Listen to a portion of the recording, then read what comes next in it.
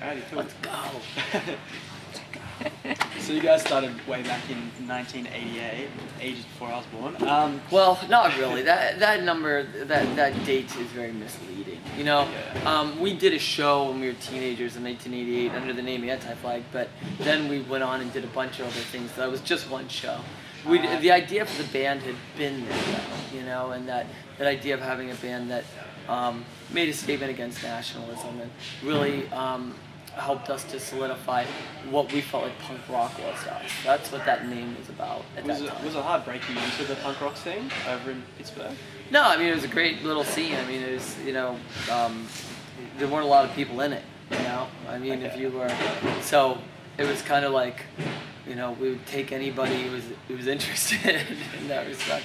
Nice, because yeah, you guys went through a few different bass guitarists and stuff. You know? Well, yeah, then later, you know, we kind of reformed Anti-Flag like in '94, and so that was like 6 years later. Yeah, okay. And then your first album came out a couple of years later. Yeah. Yeah. Nice. Did you guys always kind of envision yourself as this political punk band trying to make solid statements? Yeah, we did. I mean, that you know, the punk scene that we were involved in, it was a very political scene. And I think a big part of that was just the city we came from. It was really, you know, working class, blue collar, union town, and you know, so I think a lot of the people that were drawn to punk rock, they were drawn to it, you know, sure, they were drawn to the music and that kind of thing, but they're also drawn to that message, you know, and so bands like the more political bands, you know, like the Subhumans and like the Clash and X-Ray Specs, like bands that were saying something a little bit deeper than just party. You know, those were the bands that were really influential, and you know, like Crass and Discharge. I mean, those were the bands that were really influential in our little scene. It's to the point that, to me, I didn't really even think a band was like really a punk band unless they were a political band. You know? Yeah, that's definitely what I started. So when we started out, that was important to us that we make a statement in our music. Could you guys, like, now you're in Australia on the other side of the world, like when you were starting out, did you ever envision yourself becoming this kind of internationally acclaimed punk rock band? I believed that we would get out of Pittsburgh and we would go play other cities and possibly other countries, and I didn't think that we would do it on the scale that we ended up doing it on. I thought that it would be sort of through like a DIY punk rock network, and you know, maybe we'd play like a squat in Germany somewhere, sure. You know, like I never imagined that we would go on to, you know, really that the band would reach a level of notoriety, like sort of beyond the punk rock world that it has. Like, so you guys spread your message to thousands of people like that. Do you feel like some sort of responsibility or pressure with that, or? Oh, you know, I think there is a little, of course, you know, I guess anytime you have the ability to influence people, I think there's a responsibility, but I don't feel a pressure in just that. I think that we just have to be true to who we are, which is what we've always done in the Anti-Flag, and I think as long as you're coming at things from a place of I guess, like, if you're coming at something from a place of passion and a place where you're putting what you believe in first, then there's no real reason to censor yourself or worry about what you're saying. But at that point, you can kind of stand behind everything you say. You guys have seen a fair bit of Australia now. This has been a couple of times and you've been all over the place. How do the Aussie fans compare to the rest of the world? Well, one thing that I have found frustrating is that we are doing a lot of over 18 shows, and so, you know, a lot of times in other parts of the world we do all ages shows, and it's and that was just something that, to make this tour happen, that was a concession that we had to make, you know. And I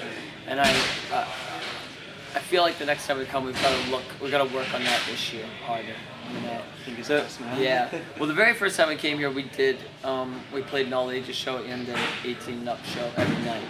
Wow. Yeah. And just because we have 3 bands from America on tour together, that just wasn't an option. It wasn't a possibility. But But yeah, I mean, so in that respect, it's anytime you do an over 18 show, it's different than an all ages show. Yeah. You know, and that said, though, I don't really think there's really a difference in the people that come to the shows. I mean, I think that the luxury we have with the Anti-Flag shows is that most of the people coming kind of have an understanding of what the band is about. So, you know, it's not like, you know, I feel like everybody who comes to the show is going to have an equal opportunity to have a good time and know that they're coming into a space where they can be themselves and, you know, for 3 hours in a day or something. And you know, the reality is, I think everybody in the world is a little bit screwed up, you know, or everybody has their set of problems. And, you know, many people are worried about what somebody somewhere is thinking about them. And, you know, I always hope that our shows will be a place where people just for 3 hours can come and turn off the rest of the world and be in a place where they know that they don't have to worry about being judged. And I think that's, to me, what is special about Anti-Flag shows. So that's at least the environment, you know, the community we try to create.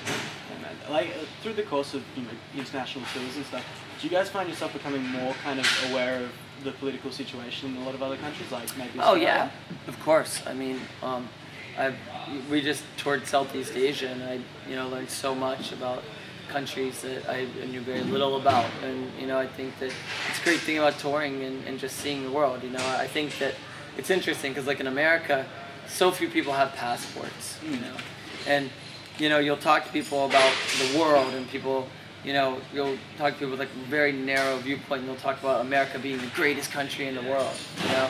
Well, I love America very much. Like, I choose to live there, and you know, there's a ton of great things about it. But, you know, to kind of like make that claim, you know, that it's the greatest country in the world. I'm like, well, there's a lot of other countries that, you know, they've got healthcare systems where everybody has healthcare. Yeah. They've got education systems where everybody receives an incredible education, you know. And when you step outside of where you grow up and you're exposed to new things, you know, it definitely gives you perspectives on what could be, and I think it helps you dream bigger, and I think that's important. So, like, what you guys obviously support a lot of huge, amazing organizations like Amnesty International, Democracy Now! And stuff. How did you initially get into activism? Well, I think the main reason I was interested in activism is my Irish background, and you know, Northern Ireland has been separated from Ireland for a long time, and you know, it's my family were Republicans, you know, and they really believed in unifying the country, and they really felt like as Catholics that they're oppressed by the English being in Northern Ireland. And so, you know, I just kind of I grew up in that environment of you know, civil rights environment, with being, you know, growing up in an Irish Catholic family.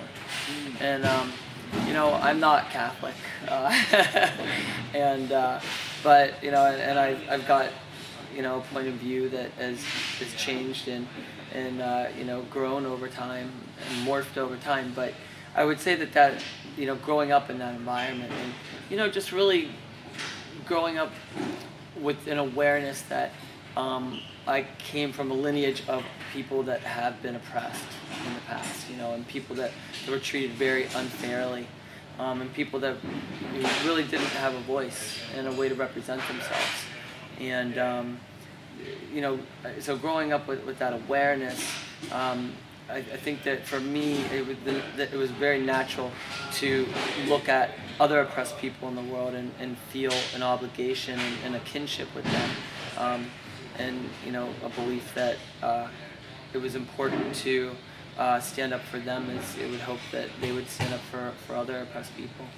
Well, yeah, that background, you know, now you've gone on to become one of the most vocal leaders of, or supporters of the Occupy movement around the world and whatnot. So I guess it's diminished a little bit since the initial hype when there were thousands and thousands of people marching. Do you think there's going to be any way in which that kind of spark can be reignited? Well, I think it's there. I mean, if you know, recently there was there was a huge protest against NATO in Chicago, and you know, I think that the backbone of that organizing, and the backbone of the activism and actions that took place at that were a result of the people at Occupy Chicago and Occupy Wall Street in general. You know, there's people networking all over the world, and well, that is one amazing thing that Occupy did. You know, it helped the anti-globalization type people to find each other, you know, and to network. And that network was already there. I just think that it, you know, of course, it was one of those things that it drew in so many new people into the fold. And then, you know, you look in Quebec there, and in Canada, there's student riots, right? You know, they've been having student riots against. And again, you know, I think that can kind of be traced back at this time to the activist movement, but specifically around Occupy Wall Street, where, you know, the foundation now has been laid for people to mobilize very quickly, and when they see an issue, to get behind it and to make a statement. So I think basically what we're seeing happening now is Occupy Wall Street is sort of, it's taken on a new form, you know, and it's I think you know, people now are picking issues, and there's an organization in place within the activist community now to get behind an issue and make a big statement. How does the Australian Occupy, like the one you saw down at Martin Place, how does that compare to some of the others around? I'll tell you what, it's amazing how you look around and all the same characters are at every single Occupy. You know, I mean, right before we played, there was a woman who, you know, kind of said, hey, does anybody want to, you know, talk about Occupy and what this means to them? And, you know, she was kind of holding down the fort while we were getting ready to play. And I've met that woman in every single Occupy camp. You know, it's great. You know, it's like, it's amazing that all around the world, you know, you come across the same kinds of people. And I think ultimately, you know, that is one of the things for me that is really life-affirming about what anti-flag stands for and what anti-flag has tried to accomplish over the years. You know, the idea that really when it comes down to it, we're all human beings, and we need to see each other and treat each other accordingly. We've got the same hopes, the same dreams, the same fears. We all really pretty much at the end of the day want the same things. And you know, when you visit an occupying camp, or whenever you go to another country and you do a show and you meet the people at the show, and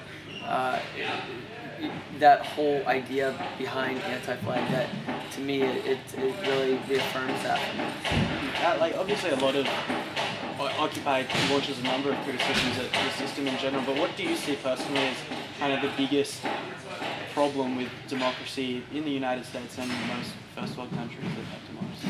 Well, I mean, you know, in the United States, the biggest problem is corporate money, and you know, corporations have bought off on politicians. I mean, you gotta get money out of politics first and foremost, and you know, until we do, we're gonna have a very broken and unjust and inequitable political system.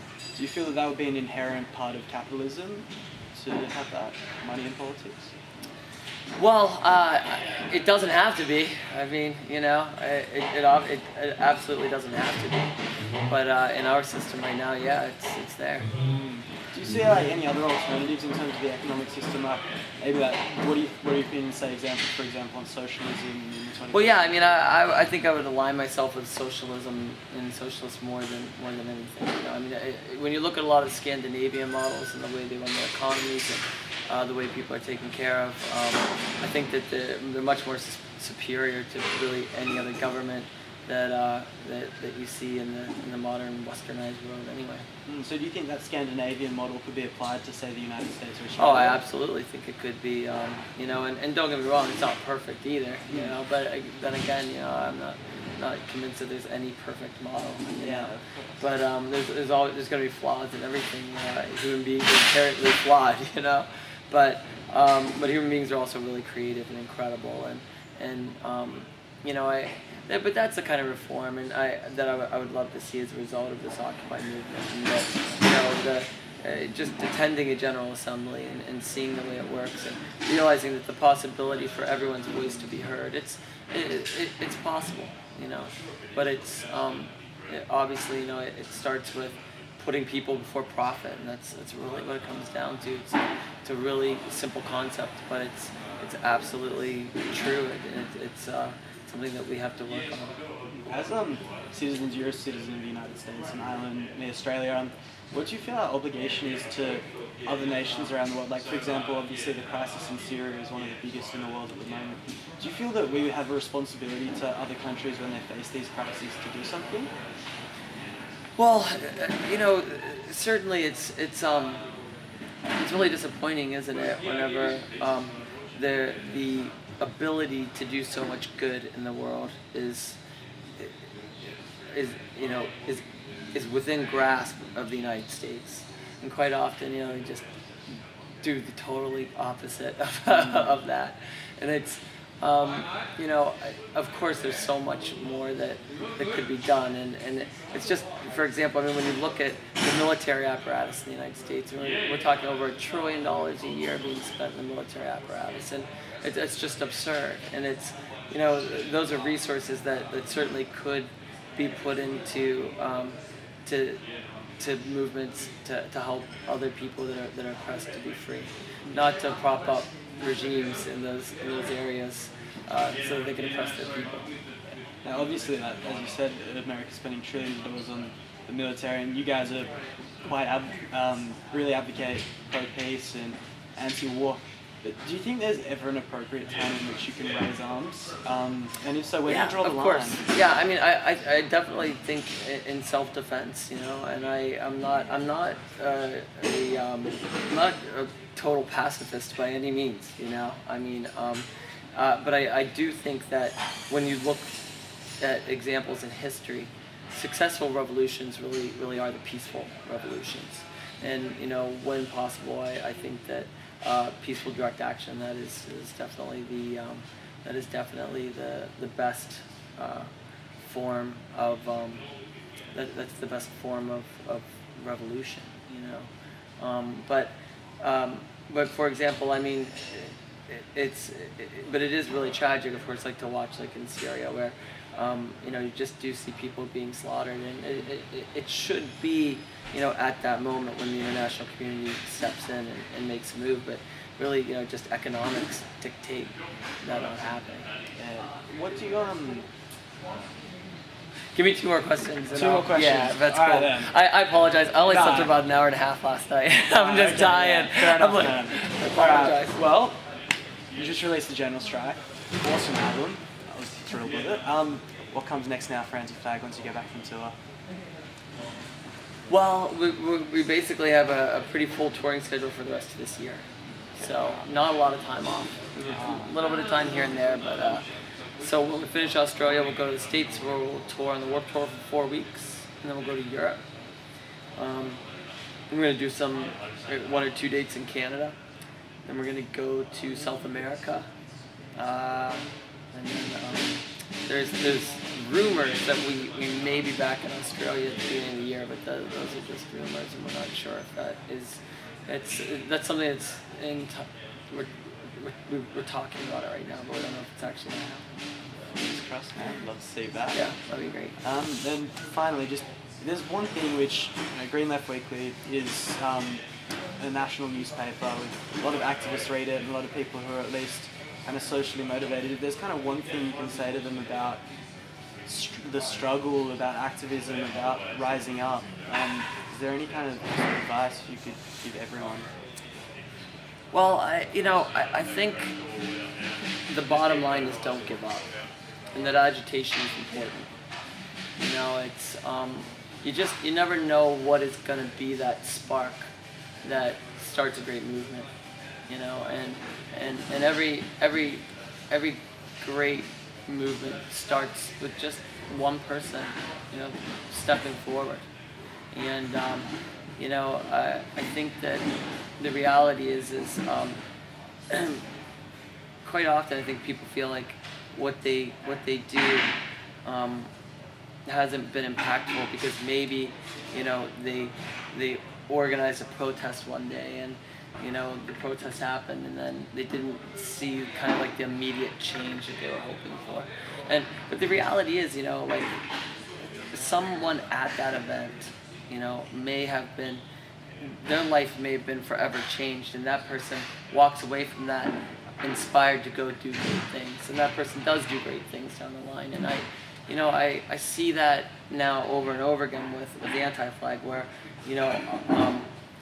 I'll meet someone after a show, and this just happened the other night where I met a woman, and she said, I saw your band in a basement when I was like years ago, and I was really young, and there was like 7 other people there, and you guys were talking about the environment, and on that day I decided to become an environmental, go into environmental law, and she went into environmental law, and she's been defending people in the rainforest, and it's just amazing, to think that just from her having that one experience with us and a handful of other people in a basement at a basement show somewhere in Pittsburgh, that you go away from that show thinking oh, whatever, it's this little show and a couple of people together, but you just don't know where that is going to lead, or how you may have impacted someone's life. And so I don't think that any act is a wasted effort. I think it's an important thing for people to remember. Well, thank you very much, man. Wicked. Good talking to you. I apologize if I'm struggling. Let's see. I guess start off. What kind of initially inspired you to start Anti-Flag with Justin? There were many things. We just wanted to play music and be in a band, and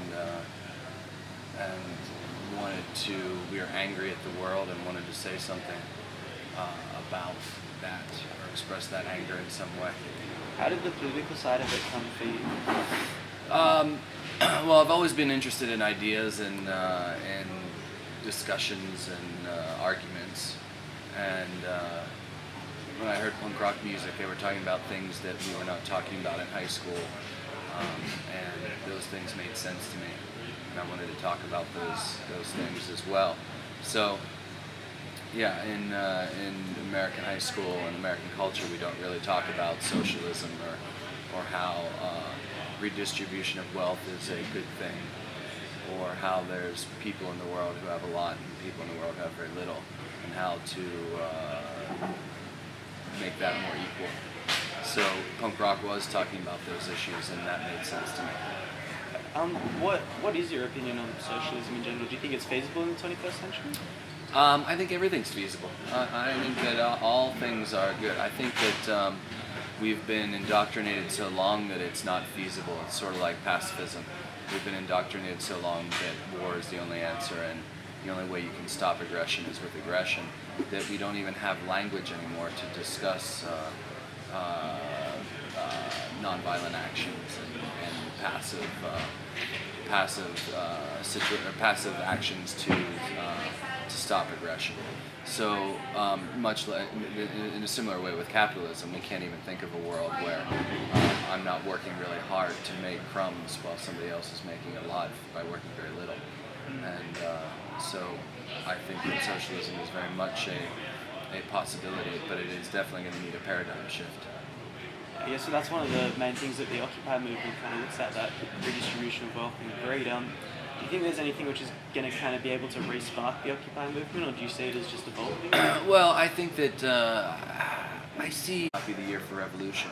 That doesn't mean that there's not actions that are not taking place and not things that are not happening. So yes, again, the Occupy movement may go back in the underground because 2012 might not be the year for revolution, but maybe 2013 is.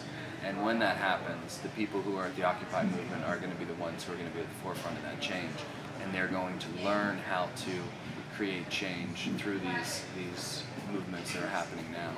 So I think that sure, it's discouraging and it's difficult, but these are the times when we're learning how, when history presents itself for change to happen, we're going to be there and be ready for it.